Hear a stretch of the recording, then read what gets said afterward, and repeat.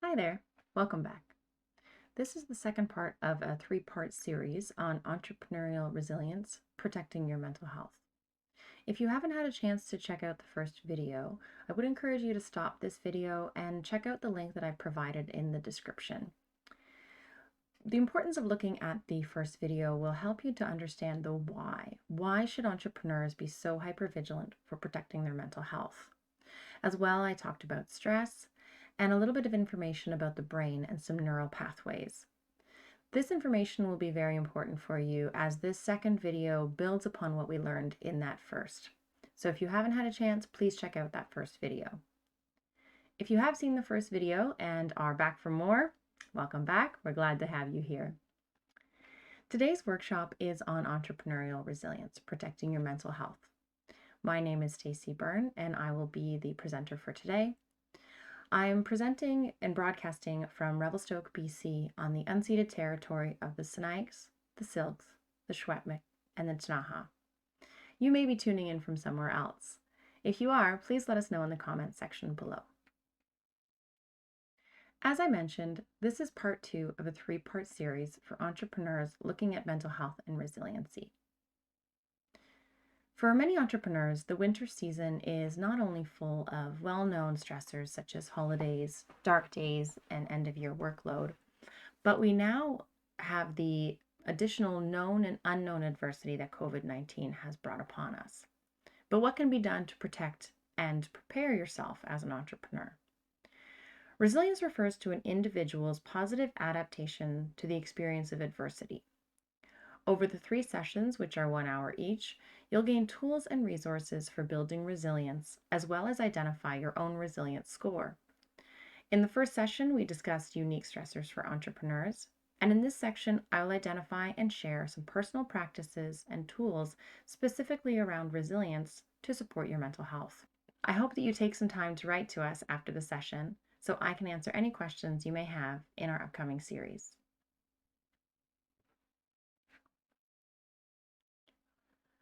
Before we begin, I want to make sure that everyone has a helpline handy. If at some point in time working through this video you feel triggered or unwell, please pick up the phone and talk to someone. Often I hear people tell me that these lines are for people who are in crisis, but actually 911 is the number to call if you're in crisis.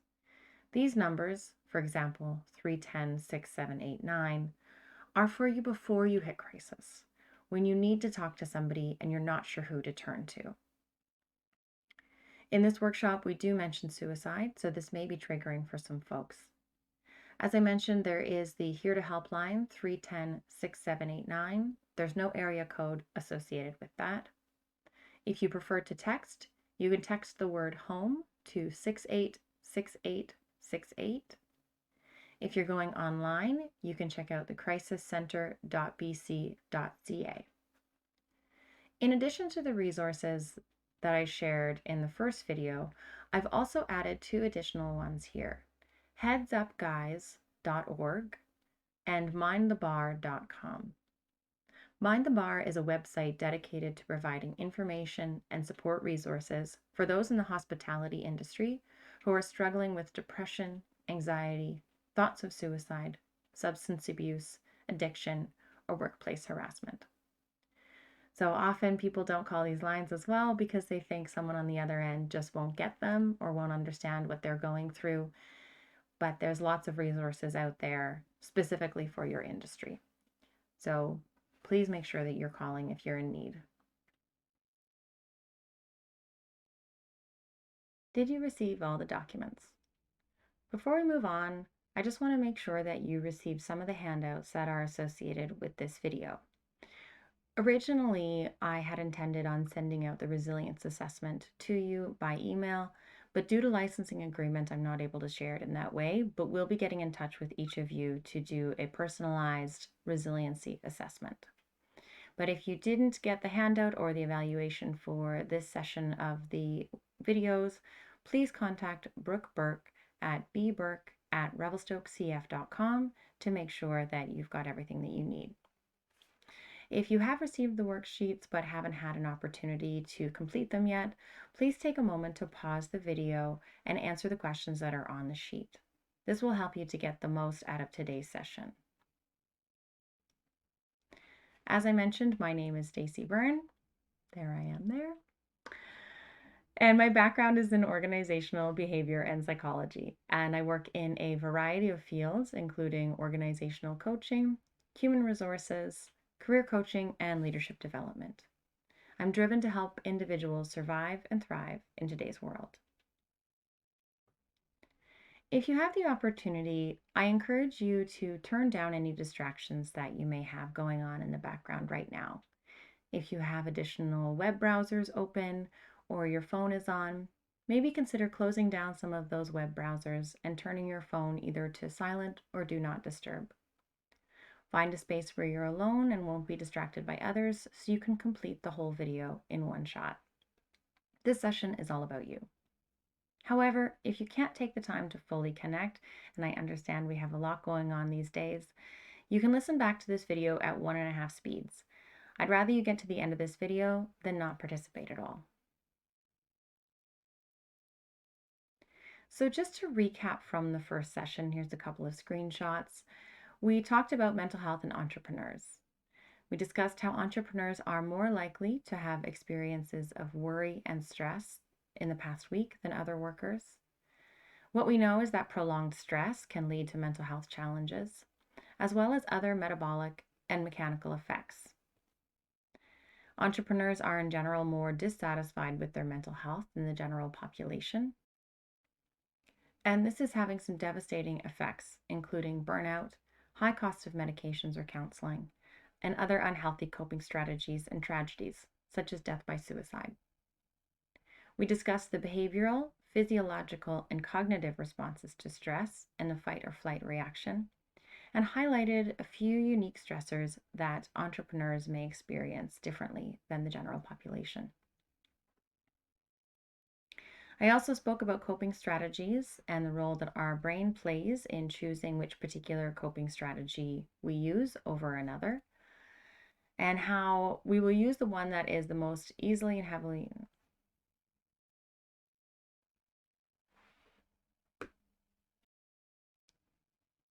The topics that I cover today and in these series aren't meant to be that check mark where you watch the video, you finished up, your mental health is good.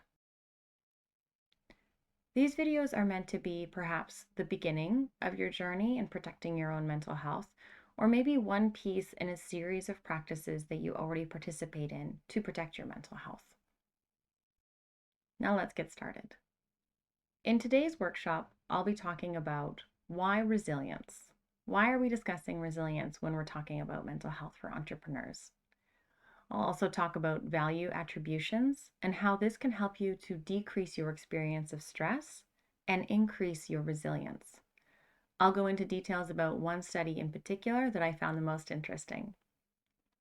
Next, I'll talk about mindfulness and its connection to the brain, in particular, the areas of the brain that are related to mental health and resilience. And we'll practice one mindfulness activity together. And finally, if there's time, I'll go into social support and integration, which is a more systemic perspective on how to protect your mental health and how to build resilience. Each of these practices and information is based on research, and if you'd like the links to the original studies, I'd be happy to share those with you.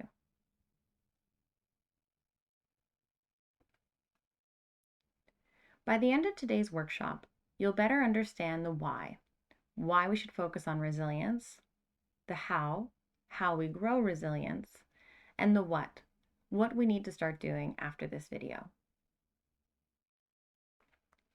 So let's talk about resilience. On your worksheet, write down what you think the definition of resilience is or what it means to you. According to the dictionary, which I know is the #1 rule for how to not start an essay when you're in school, but anyways, here we are.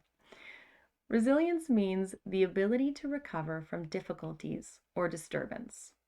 The root of the term resilience is found in the Latin term resilio, which means to go back to a state or to spring back. In the 1970s, researchers studied resilience in relation to child psychology. This is where we first saw resilience show up in relation to people. Resilience was used to describe people who have the ability to recover from adversity. This is what we're looking at today. But I also like to look at other industries to see where resilience shows up, to see if there are some real world examples that can help us to understand what resiliency is. In computer networking, resilience is the ability to provide and maintain an acceptable level of service in the face of faults and challenges to normal operation. Perhaps that definition sits better with you. In the fields of engineering and construction, resilience is the ability to absorb or avoid damage without suffering complete failure. In the 19th century, this is where we actually first saw resilience showing up, and it wasn't in relation to humans. It was the term used to describe a property in the strength of timber. So we did first see it in construction and engineering, as beams were bent and deformed to support a heavy load. Resilience was then refined in 1856 in relation to the capacity of specific materials to withstand specific disturbances. So these things are somewhat related to the way that we talk about resilience today. The ability to absorb adversity, to spring back, the amount that we can take before we break.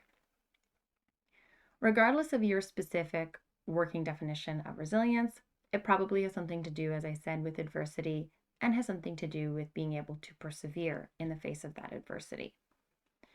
Now, this could be seen as being important simply based on its own merit, or you may be wondering, why should I still worry about resilience? Well, it appears that being resilient allows you to do a lot of other important things that are necessary for entrepreneurs. On your handout, take a minute to write down 6 things you think resiliency would help entrepreneurs do better. If you need to pause the video, please go ahead and do that now.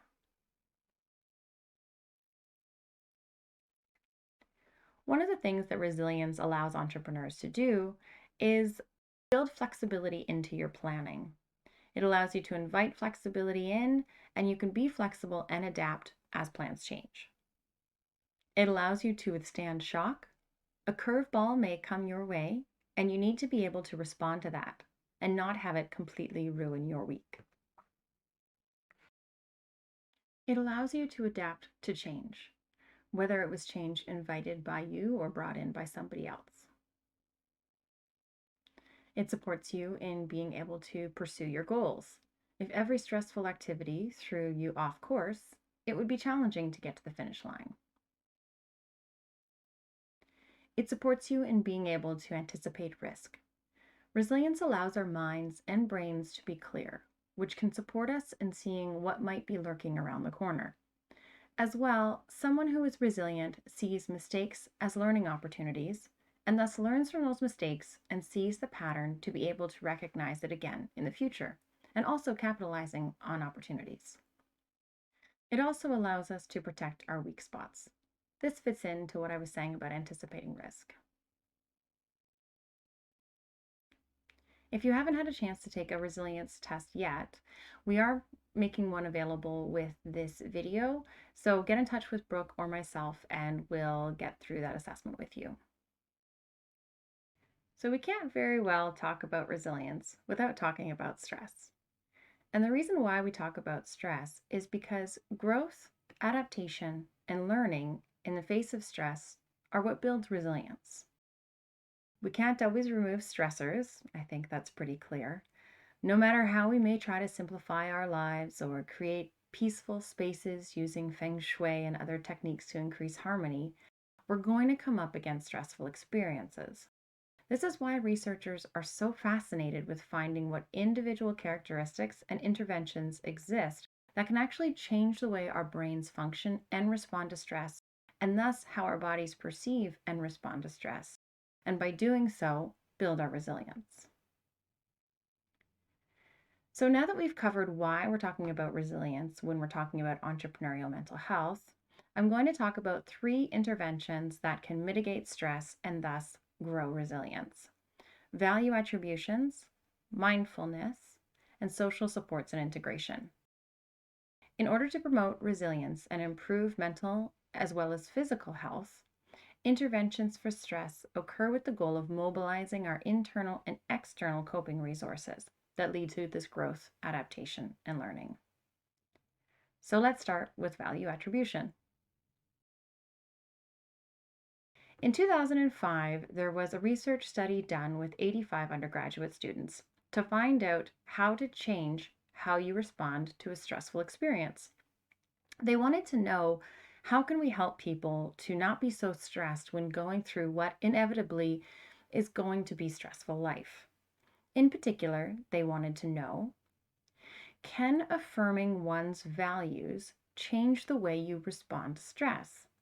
And can your self resources, they used self esteem, self enhancement, and optimism, moderate that relationship? In other words, does having more self resources help you even more in how you respond to stress? So, first, we're going to look at how they measured these things.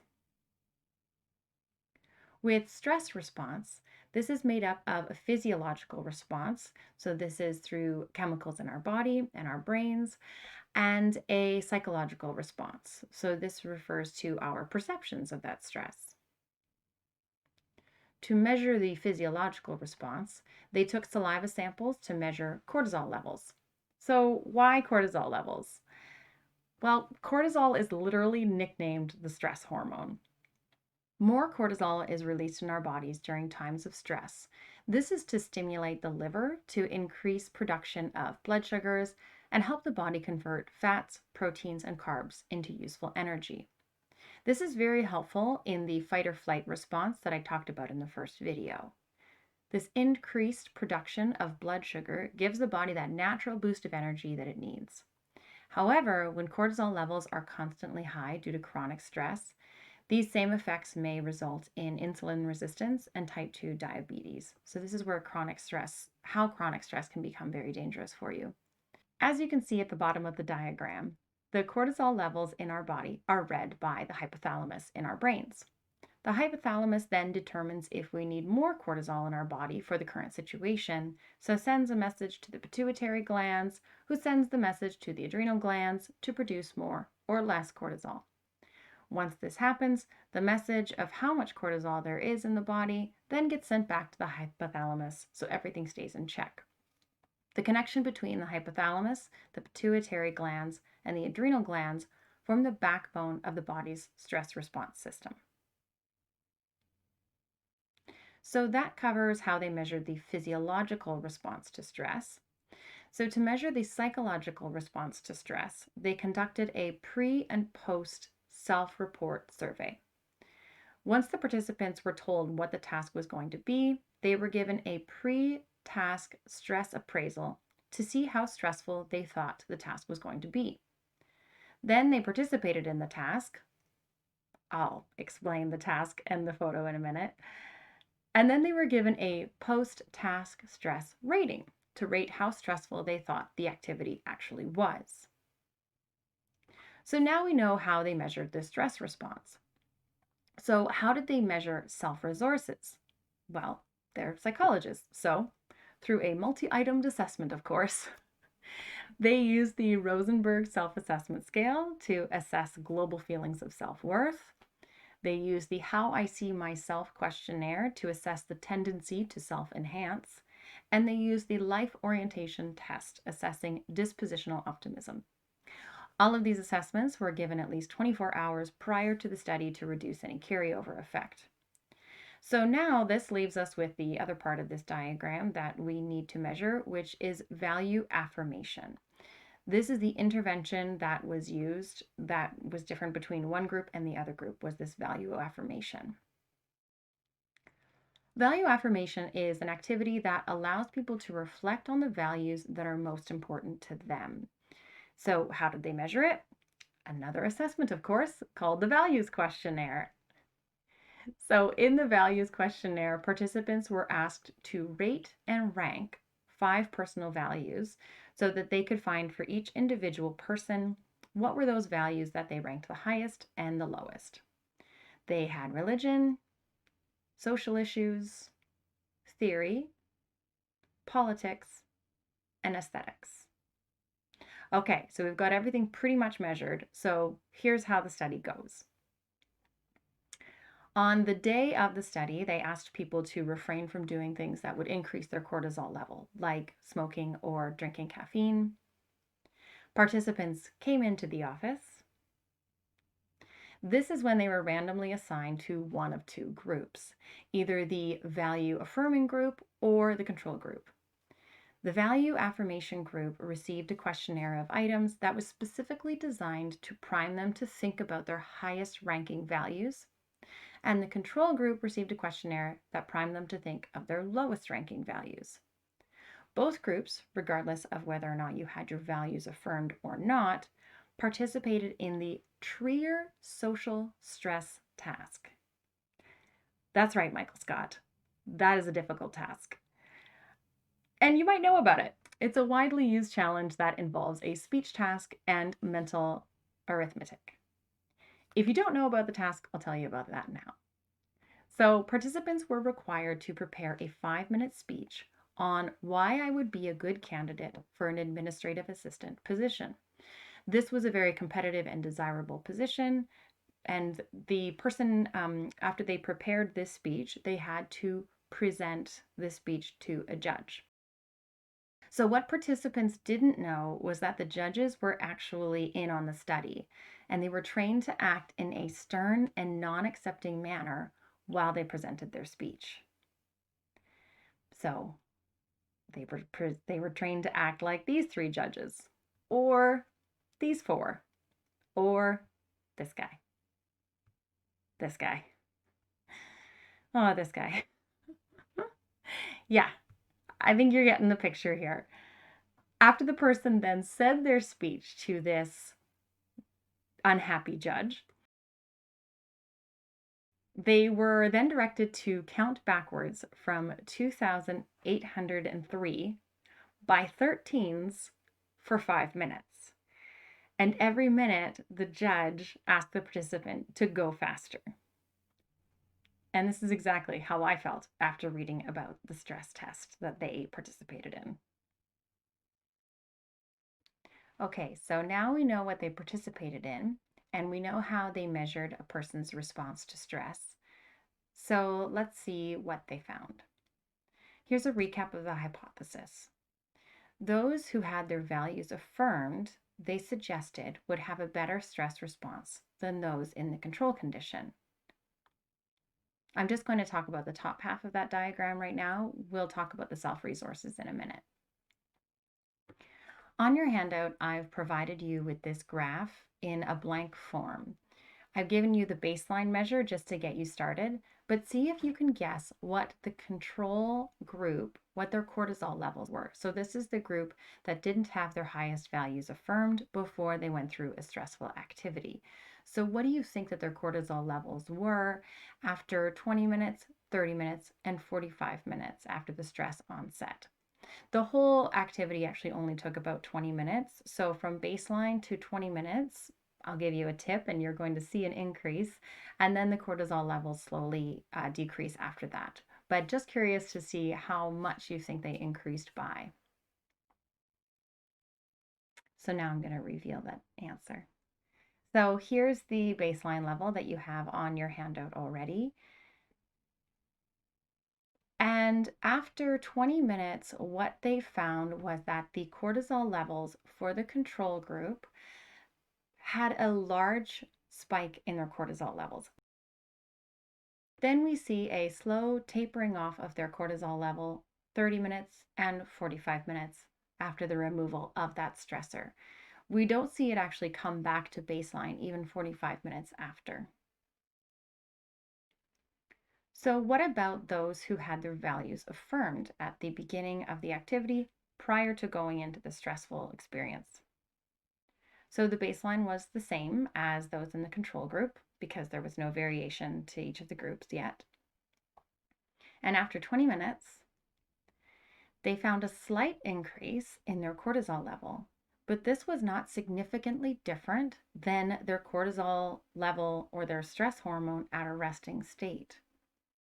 And then 30 minutes and 45 minutes afterwards, we see the cortisol level not only drop back to the baseline level, but decrease even further. This naturally occurs throughout the day anyways. As we get ready for sleep, our cortisol levels decrease. So we see that it follows a similar pattern. There's an increase and then a decrease. We know that for the control group, there was a significant increase from before the stressful activity began and 20 minutes after the stressful activity took place. And the difference was not significant from baseline to 20 minutes for those who had their values affirmed. Again, we've got us both starting at the same baseline and taking a look at the 20-minute point. Between the two groups, this was a significant difference of how much cortisol was released in our bodies. 30 minutes, we see again that is a significant difference. And finally, at 45 minutes, also a significant difference. So just reminding someone of their values before going into this stressful event changed their physiological response to stress. Now, as we mentioned, stress response is measured in two ways. Physiologically, so what is happening with our bodies and our brains and our cortisol levels and our hormones, and psychologically, what do we actually think about that stress level? How do we perceive that stress cognitively? So we had the pre-task stress appraisal, the stressful activity, and the post-task stress rating. How stressful was that experience for you? So the psychological stress response with the pre and post test of the control group and the value affirmation group didn't actually show any significant difference between the two groups. They both felt that the exercise was stressful, threatening, and difficult. So we're only seeing a physiological difference, not a psychological difference, when it came to our stress response in this. Now, they also took measures on things called the self-resources, such as self-esteem, self-enhancement, and optimism, to see if this changed the relationship or modified the relationship between value affirmation and stress response. So it appears that just after I finished telling you that there was no difference in the psychological stress response, both groups perceived it as stressful. If they actually take into consideration each individual's self-resources, we are seeing a difference in the psychological stress response or their perception of that stress.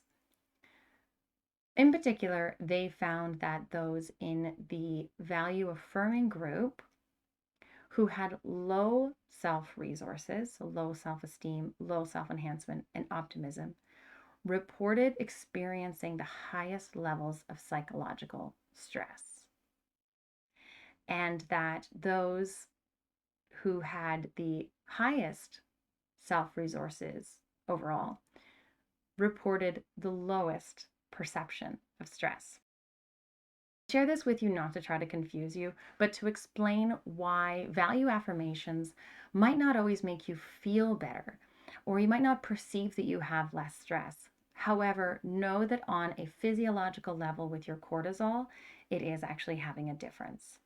And it's also to share with you that just affirming your values isn't necessarily going to be enough if you want to feel better about the stressful activity, if you want to perceive the activity as being less stressful. You also need to be focusing on that self-esteem, self-enhancement, and optimism. So what does this all mean? So you may have heard people say, put sticky notes that say nice things all around your house and your mirror. Well, they're close, but it's even better if they are reminders of things that you value. Value affirmation will reduce your physiological response to stress, your cortisol levels, which in turn will increase your resilience as your body begins to respond to stress in a more healthy way. However, your perception of that stress depends on your self-resources. So yes, affirm your values before going into a stressful activity. Affirm your values to build your resilience, but be sure to build your self-esteem, self-enhancement, and optimism as well. So take some time on the handout to write 5 things that you value that you can remind yourself of next time you have a stressful activity to participate in. Next, I'm going to talk about mindfulness. Now, for anyone who knows me, I've actually been a bit of a skeptic when it comes to mindfulness and meditation as having any real physiological or psychological long-term benefits. I believed that in a short term it was beneficial, but I wasn't really sure how long lasting this concept would be. Well, reading more about the research, there does appear to be quite a bit of support for mindfulness as actually making a big difference.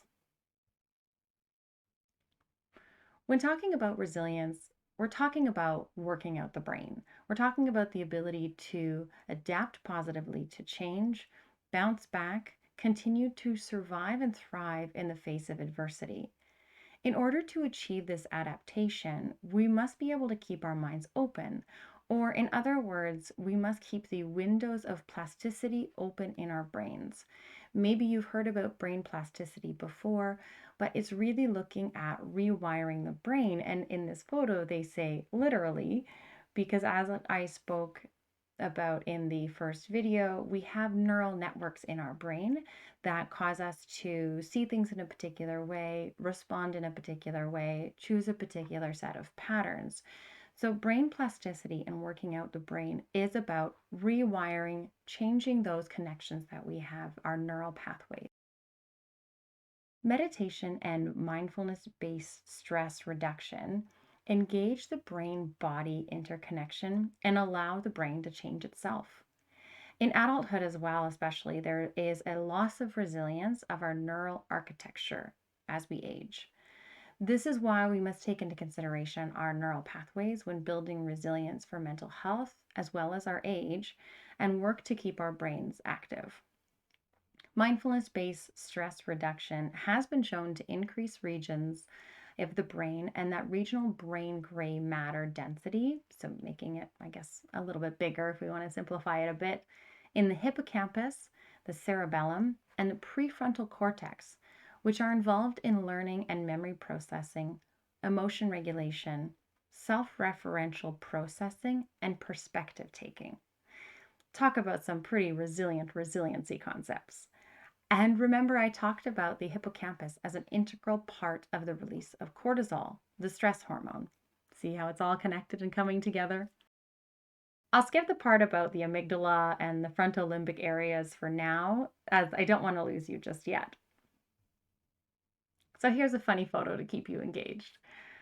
We all can be mindless at different times in our lives, and that's okay. We can't always be mindful and aware, but it can get us into a bit of trouble or wet cement.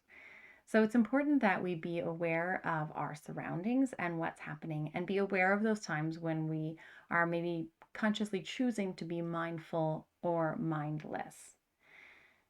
Next, I'm going to walk you through a Take 5 activity. Now that I've shared with you a bit of information about how mindfulness is actually connected to the brain and that it's not just a bunch of hippie talk, how do we practice it? I'm going to take this time to walk you through a simple activity called Take 5. This was developed by Jeff Soloway, founder of MindWell U, who has given many presentations, including one with the Mental Health Commission of Canada on Take 5. I'm also going to go ahead and turn my camera off so that it's less distracting for you.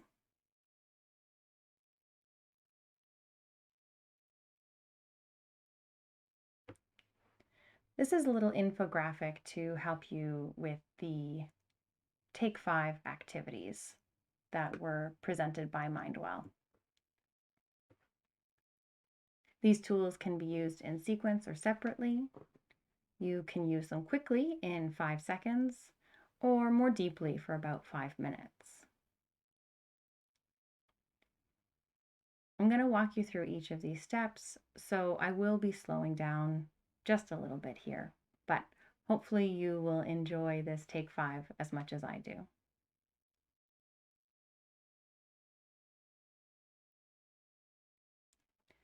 First, I'd like you to notice the cue. Choose a cue in your daily life that reminds you to take 5. Your cue can be anything: having a drink of coffee or water, seeing a specific person, maybe sitting down at your desk. When you notice your cue, you flip the switch from mindless to mindful. Right now, I'll go ahead and be your cue.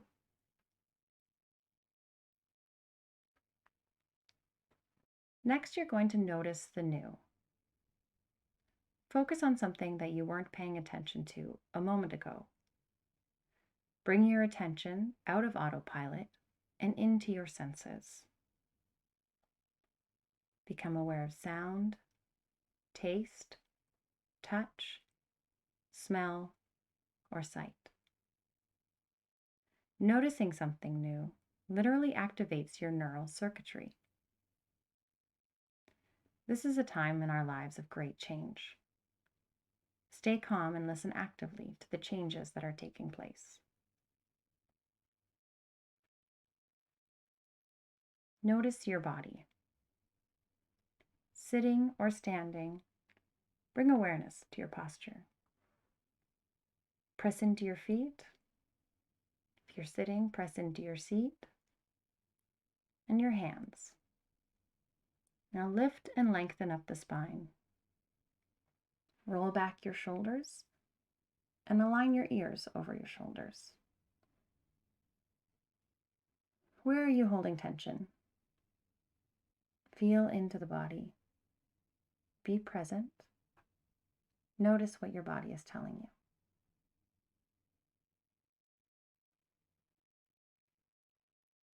Notice your breath. Begin with one complete breath, noticing the breath at the belly, the chest, and the nose. Lengthen and deepen the breath so that each inhale and exhale is about 5 seconds. We're going to practice this now. Take 5 breaths in this way.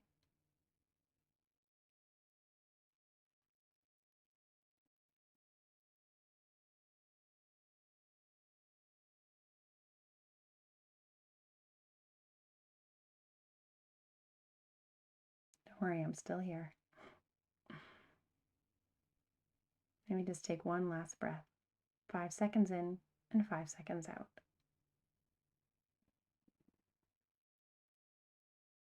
By doing this, we're engaging the parasympathetic nervous system and working to down-regulate the stress response.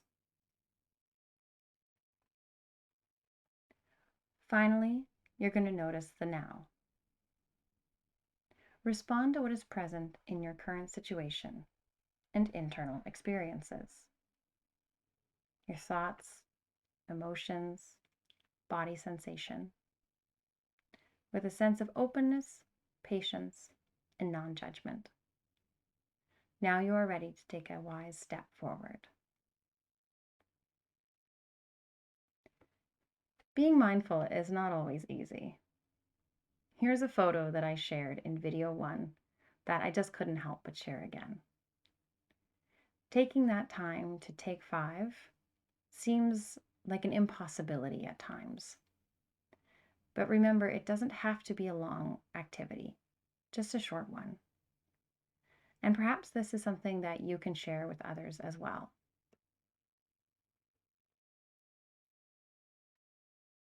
So we've just taken some time to look at value attributions and mindfulness. And these are very individualistic ways of discussing resilience.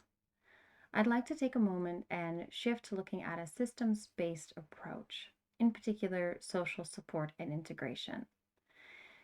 Given that we spent so much time today talking about the brain and research and really diving in to understand the why, I'd like to leave this section until the final video. In the final video of the 3-part series, I'll try to spend a little less time on the brain and the why and give you a handful of tools for you to use to build your resilience. I really like to spend that time focusing on the why and the brain because if you're anything like me, you don't take things just at face value. You want to understand what's behind it all. So I appreciate you walking through today's session with me, focusing on the research and the brain. So a big thank you to everybody who participated. If this was the second video that you've watched, thank you for watching and participating in the first. If you missed the first video, I will provide the link in the description. And in 1 week's time, I'll be releasing the third and final video in this series. If you haven't had a chance to do the resilience assessment yet, please be sure to get in touch with me. Again, unfortunately, I'm not able to email it to you, but we can find another way of making sure that you get a chance to complete that assessment. If you have any questions or suggestions for our final session, no matter how simple you think they might be, I really appreciate getting information and feedback and hearing from you as somebody who's participated in this video to let me know what you think. If you did enjoy this video, please like and consider subscribing to the channel. Hopefully now you better understand the why we talk about resilience and why it's important when we're discussing mental health, the how, so how to grow your resilience through value affirmations, through meditation and mindfulness, and the what we need to start doing after this video. The Take 5 is a pretty quick and simple thing that you can be putting into your daily practice when you move forward from today. Again, here are some of those mental health resources that I was talking about. They really encourage you to reach out early, reach out often, find one that you connect with. I'll be providing the links for all of these in the description of the video below. Thank you again, and see you next week.